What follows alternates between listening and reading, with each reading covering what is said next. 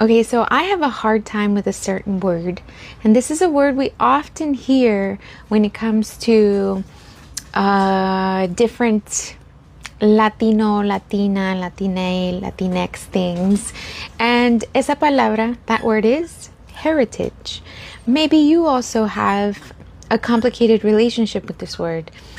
I don't love it. I remember someone once was like, oh, I told them about Salvisol and they said, oh, what a cool heritage project.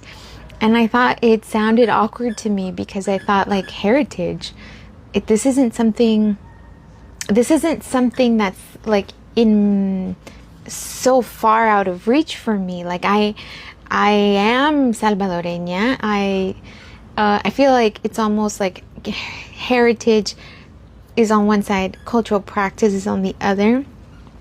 Someone who is touching their culture every day doesn't have heritage there culturally. That, anywho, I digress. But I have a hard time with this word. As someone who's made a living off of words, I tend to really respect the feelings that come up because words are important. Language is important.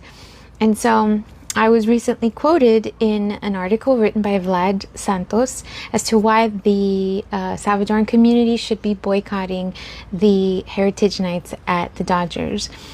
I would definitely much rather people not go to the Dodgers and go to the Salvadoran Community Corridor. Support those community vendors, street vendors, support the meat market. My grandmother put me onto this market. She was the first one who said, when I interviewed her for the book, I asked her, Malusi, ¿cómo es que usted tuvo ingredientes para cocinar la comida? This was like the 80s. Like, how did you have access to these ingredients?